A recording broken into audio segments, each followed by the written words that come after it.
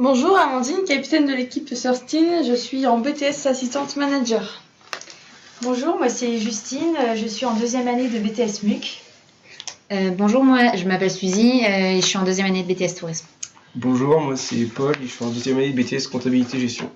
Bonjour, moi je m'appelle Alexane et je suis en deuxième année d'assistante de gestion. Donc tout d'abord, on va vous présenter l'entreprise. Donc l'entreprise Engine est dirigée par 3 associés. Donc Benjamin en pôle communication, Antoine en pôle SEM et Cédric en pôle web. L'entreprise compte environ 11 salariés. C'est une start-up située dans le centre-ville de Cholet. C'est une auto-entreprise créée par Monsieur Delalande qui a créé en 2012 donc SEO Avocado, puis Engine qui a été créé en 2013. Associé avec Monsieur Rondeau en juillet 2018, puis fusionné avec l'entreprise Digo. L'entreprise est spécialisée dans le référencement, la création et la maintenance du site web, l'application et les réseaux sociaux.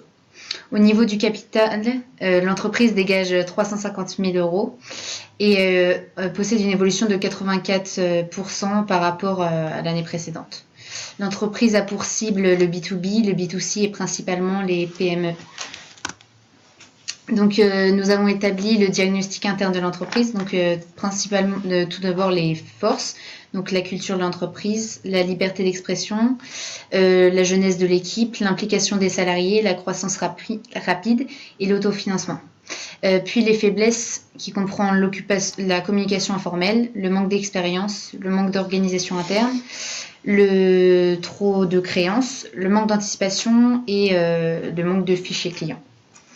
Donc nous allons nous poser comme question comment accompagner la croissance interne d'une start-up. Donc tout d'abord nous allons analyser l'organisation de l'entreprise. Nous allons faire l'analyse managériale, l'analyse financière et l'analyse commerciale. Alors, au niveau de l'analyse organisationnelle, pour la structure, on a remarqué qu'il y avait un manque d'informations. Les dirigeants vont être amenés à embaucher du personnel suite au développement de leur start-up. Et donc, les informations devront être accessibles à tous les nouveaux arrivants. En ce qui concerne la communication, il y a une absence de réunion et une communication informelle. Et pour le recrutement, il y a un manque de demandeurs d'emploi dans le Choletais. Dû à un secteur qui est spécifique et peu d'écoles dans cette agglomération-là. Nous avons donc quelques solutions à vous proposer. Au niveau de la structure, c'est la création d'une fiche de poste pour les nouveaux arrivants qui comprendrait les tâches et les missions consacrées à ce poste-là. Ensuite, pour la communication, l'idée serait de mettre en place des réunions, une par semaine, le lundi par exemple à 9h, et une par mois qui serait plus complète où tous les salariés de l'entreprise seraient conviés. Et donc cette réunion, une fois par mois, durerait plus longtemps et plusieurs points seraient abordés. Et en ce qui concerne le recrutement, l'idée serait de faire du télétravail, c'est-à-dire de faire travailler les salariés à la maison, ce qui permettrait d'élargir le cercle de recrutement et de permettre ainsi aux salariés de l'entreprise de bénéficier d'une après-midi par semaine à travailler chez eux. Et on pourrait également proposer l'outil GPEC. Voilà.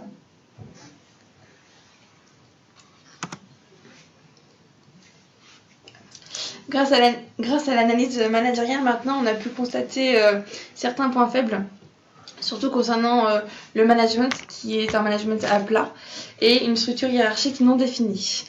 Mais il y a aussi également des points forts, tels que l'ambiance conviviale. En effet, la direction propose des corbeilles de fruits ou encore des vendredis midi pizza offertes par l'entreprise. Il y a également des activités extra-entreprises, telles que la journée sportive, et une liberté d'expression grâce à la boîte à idées.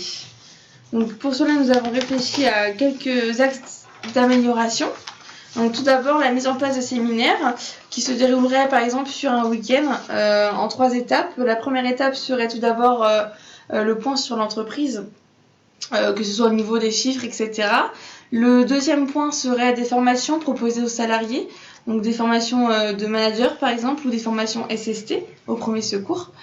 Et la troisième partie donc serait de créer, d'organiser par exemple des activités ludiques comme des challenges entre salariés. En deuxième point, nous avons donc la création du livret d'accueil pour les nouveaux arrivants. Pour les nouveaux arrivants, ce serait un plus pour eux afin de vraiment savoir à qui s'adresser quand ils arrivent dans l'entreprise. Et aussi de modifier un peu le type de management, donc passer du management participatif à un management consultatif. Donc le management consultatif a pour but en fait de laisser donc la direction discuter avec les salariés afin de prendre une décision entre dirigeants. Voilà en ce qui concerne les améliorations managériales. Concernant l'analyse financière, donc on a d'abord traité des points faibles. Le point faible majeur, c'est que la société Engine possède trop de créances. Ces créances représentent 50 000 euros sur un chiffre d'affaires de 350 000 euros pour cette année. Donc ça représente environ 14% du chiffre d'affaires, ce qui est assez important pour une start-up comme Engine. Cet argent qui n'est pas encaissé par l'entreprise, c'est de l'argent qui ne fait pas partie de la trésorerie. De plus, l'entreprise ne possède aucun employé qui a des connaissances comptables. Donc ça l'oblige à s'entourer d'un cabinet comptable. Et donc ça représente un coût très important. Et concernant les créances clients qui sont assez élevées, l'entreprise n'a pas l'habitude de démarcher le client, c'est plutôt le client qui va vers elle. Et pour moi, elle devrait faire plus de relances pour être payée à temps. Concernant les points forts, le point fort majeur, ce serait l'autofinancement. C'est un mode de paiement qui est très important, car ça évite le recours à l'emprunt. Et elle peut se permettre cet autofinancement car elle a une bonne trésorerie. Et l'emprunt est un mode de financement très coûteux parce qu'il y a des taux d'intérêt. Ensuite, concernant le chiffre d'affaires, on peut remarquer que son évolution est positive. On peut constater une augmentation de 84% entre N-1 et N. Et ensuite, il y a la création du poste d'assistant de gestion qui va permettre de réaliser quelques tâches comptables. Et donc, ça va soulager le cabinet qui aura moins de travail à faire et donc ce sera un coût en moins pour l'entreprise. Donc, à propos de cette analyse, on a proposé quelques solutions. Tout d'abord, c'est la mise en place de nouveaux moyens de paiement qui seront plus modernes et qui peuvent être plus appropriés pour avoir l'argent à temps. Donc on peut proposer les effets de commerce comme les lettres de change et autrement le prélèvement bancaire qui semble être plus dans l'air du temps. Après, si l'entreprise veut rester dans le mode de paiement des chèques, ce qu'on propose c'est que le client il fasse tous ses chèques à la formation du contrat et après c'est l'entreprise qui encaissera les chèques mensuellement comme prévu dans le contrat. Et ensuite, on propose de mettre en place un échéancier qui permettra à l'entreprise de mettre sur papier les différentes factures qui sont payées ou qui restent à payer en mettant en évidence les dates d'échéance. Et si ces dates d'échéance sont dépassées, il faudra procéder à la rédaction d'une lettre de relance et l'envoyer au client. En ce qui concerne l'analyse commerciale, on a marqué qu'un fichier client était bien créé, mais il était cependant incomplet. Au niveau de l'offre, étant donné que c'est une start-up qui est en plein développement, elle a besoin d'innovation permanente pour continuer à se développer encore plus. Et pour la communication, il est indispensable de développer davantage la notoriété pour faire sa place sur le marché et élargir la cible. Les améliorations qu'on propose au niveau de la clientèle, ce serait de compléter le fichier client. Donc, soit en investissant dans un logiciel spécialisé dans le référencement des clients, ou alors garder leur méthode actuelle, mais en le mettant à jour et en le complétant.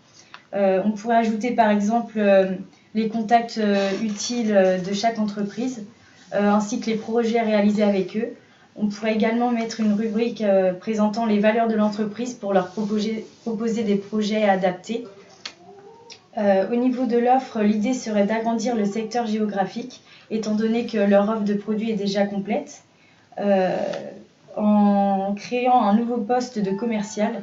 Ce rôle serait donc de démarcher de nouvelles entreprises sur un secteur plus large, en ciblant plus précisément les grosses entreprises. Au niveau de la communication, l'idée serait de faire du sponsoring à échelle nationale pour pouvoir gagner de la clientèle sur donc une plus large zone géographique et ainsi attirer de nouvelles entreprises. On pourrait également proposer un partenariat avec une entreprise de publicité. Cela viendrait compléter l'offre déjà présente dans l'entreprise en proposant des services de publicité comme l'impression de tracts ou création de slogans qui viendraient compléter déjà la création de sites web et de publicité via Internet. Nous vous remercions de votre écoute. Et n'hésitez pas si vous avez des questions.